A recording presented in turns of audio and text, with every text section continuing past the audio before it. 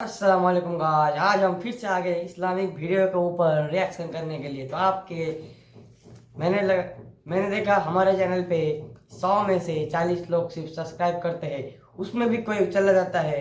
तो guys please subscribe करें। शुरू करते हैं आज के फिर से नए वीडियो में। गाइस आज का जो वीडियो का लाइक है 100।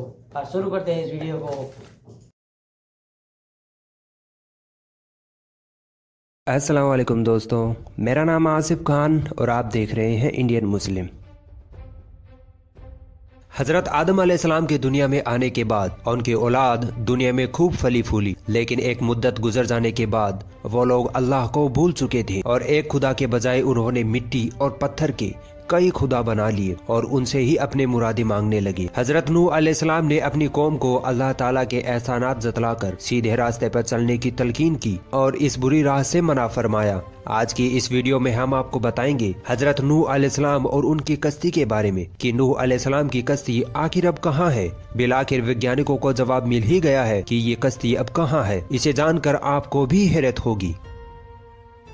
हजरत नूह अलैहिस्सलाम को आदम सानी भी कहा जाता है, क्योंकि अल्लाह ताला ने नूह अलैहिस्सलाम की कौम को उसकी सरकशी और नाफरमानी के चलते तूफान और पानी में डुबोकर गर्क कर दिया था। अल्लाह ताला के हुक्म से नूह अलैहिस्सलाम ने कश्ती बनाई, जिसमें नूह अलैहिस्सलाम के साथ उन पर ईमान लाने वाले, जिनके तादाद तकरीबन 80 थी, सवार थे और हर किस्म के जानवर का एक एक जोड़ा भी शामिल था। नूह अलैहिस्सलाम की कश्ती का वाकया दूसरे मजहब की किताबों में देखा जाए तो तौरात, ज़बूर और इंजील में भी मिलता है। चीन के ईसाई खोजकर्ता तथा वैज्ञानिकों ने कई महीनों की तहकीक के बाद 2010 में यह ऐलान किया कि हमने नूह अलैहिस्सलाम की कश्ती को ढूंढ निकाला है। यह कश्ती मशरिकी तुर्की में मौजूद कोहे रारात पर मिली है, जिसकी चोटी की ऊंचाई 12,000 फीट है। चीन के वैज्ञानिकों का कहना है कि इस कश्ती की 3 मंजिलें हैं। यह कश्ती कई मीटर बर्फ के नीचे दबी हुई है। मशहूर रिसाला Christian Science Monitor and National Geography channel ने इस टीम की रिपोर्ट को साया किया था, जिसमें बताया गया है कि पिछले 200 सालों से तकरीबन 1 दर्जन से ज्यादा टीमें हजरत नूह अलैहिस्सलाम की कश्ती को तलाश कर रही थी, जिसके बारे में कुरान में आता है कि वो एक जूदी से टकराकर रुक गई थी। चीन की इस रिपोर्ट को अमेरिका ने मानने से इनकार किया और उनका कहना है कि कश्ती से मिले लकड़ी के टुकड़े इतने पुराने नहीं हैं कि इनके बारे में कॉन्फिडेंस के साथ कहा जाए कि ये नूह अलैहिस्सलाम की कश्ती के ही टुकड़े हैं। अमेरिका इसे नूह अलैहिस्सलाम की कश्ती मानने से इसलिए इनकार करता है क्योंकि वह इस्लाम का सबसे बड़ा दुश्मन है, जबकि चीन के वैज्ञानिकों का दावा है कि वो 99.9% यकीन से कह सकते हैं कि यह वही कश्ती है जो हजरत नूह अलैहिस्सलाम ने 4800 साल पहले अल्लाह के हुक्म से बनाई थी। चीन के माहिरीन का कहना है कि इस कश्ती में 3 मंजिलें हैं और इसमें कई बड़े बड़े कमरे हैं। इन कमरों में लकड़ी के सुतून हैं। चीन और तुर्की के खोजकर्ताओं ने कुरान में लिखे नूह अलैहिस्सलाम के वाक़ये के जरिए इस कश्ती को ढूंढा। रिपोर्ट के मुताबिक इस टीम ने 60 से ज्यादा मुकामात से कश्ती का मुशाहदा किया। यह कश्ती कई जगह से टूटी हुई है, मगर पूरी तरह से तबाह नहीं हुई है। यह बर्फ की सतह के नीचे दबी हुई है। वैज्ञानिकों का कहना है कि इस कश्ती का हर कमरा 5 मीटर ऊंचा है, जिसमें कोई भी जानवर आसानी से आ सकता है। चीनी वैज्ञानिकों ने कश्ती के टुकड़ों की रेडियो कार्बनिक टेक्नोलॉजी से जाँच की और दावा किया कि ये 4000 साल पुरानी कश्ती है। अमेरिकी वैज्ञानिकों ने इस कश्ती पर सवाल उठाते हुए कहा कि इतनी बड़ी कश्ती बिना लंगरों के तैर ही नहीं सकती। इसी के चलते तुर्की और चीन के खोजकर्ताओं ने अपनी तहकीक को मजीद बढ़ा दिया और पहाड़ी के नीचे के गांव में उन्हें ऐसे बड़े बड़े पत्थर मिले जिनके ऊपरी हिस्से में छेद किए हुए थे। ये वही पत्थर थे जो नूह अलैहिस्सलाम ने अपनी कश्ती से लटकाए थे।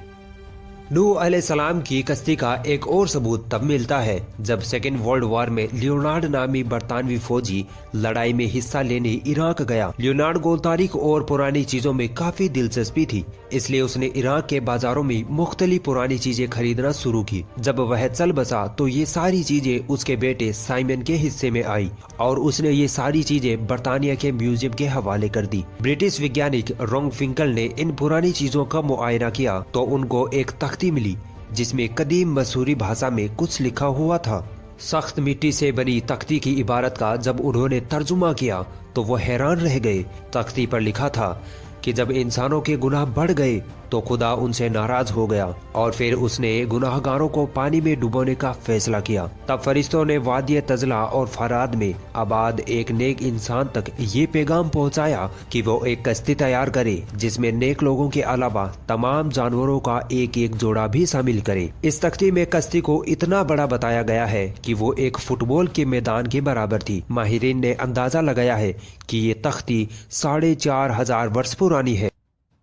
आमतौर पर इस्लाम को नए मानने वाले ऐसे वाकयात को अफसानवी किस्से करार देते हैं, मगर ये तमाम सबूत उनकी आंखें खोलने के लिए काफी हैं। कुरान पाक में नूह अलैहिस्सलाम की कश्ती का वाकया मौजूद है। कुरान पाक में नूह अलैहिस्सलाम का नाम 73 मरतबा आया है और उनकी उम्र 900 वर्ष थी। जब नूह अलैहिस्सलाम की कौम ने नाफरमानी और सरकशी न छोड़ी तो नूह अलैहिस्सलाम ने अपनी कौम के लिए अल्लाह से बद्दुआ की। अल्लाह ने आपको कश्ती बनाने का हुक्म दिया। 2 साल की मुद्दत में कश्ती तैयार हुई जिसकी लंबाई 300 गज, चौड़ाई 50 गज और ऊंचाई 30 गज थी। उसके बाद अल्लाह ने अजाब भेजा। आसमान से मुसलसल बारिश होने लगी और जमीन से पानी के चश्मे उबलने लगे। हर शह गर्क हो गई। हजरत नूह अलैहिस्सलाम की कश्ती पानी पर 6 माह तक तैरती रही और बाद में कोई जूदी पर जाकर ठहर गई। जब पानी कम हुआ, जमीन खुश्क हुई तो नूह अलैहिस्सलाम ने खसराना शहर बसाया और एक मस्जिद तैयार की जिसका नाम समानीन था। नूह अलैहिस्सलाम तूफान के बाद 60 बरस जिंदा रहे। उनकी कब्र आज भी लेबनान में मौजूद है। अगर ये वीडियो आपको पसंद आई का पावर क्या है, तो जो नॉन मुस्लिम हो तो नहीं मानेगा, तो हम तो मुस्लिम है, तो हमारा यकीन है, हमारे नबी ने सिखाया था। तो गाइस मिलते हैं अगली वीडियो में। आज के लिए बस इतना ही। तो मैं फिर से कहता हूँ, चैनल को सब्सक्राइब, बेल आइकन और लाइक करिए। इस वीडियो की लाइक है 100। तो मिलते हैं अगली वीडियो में।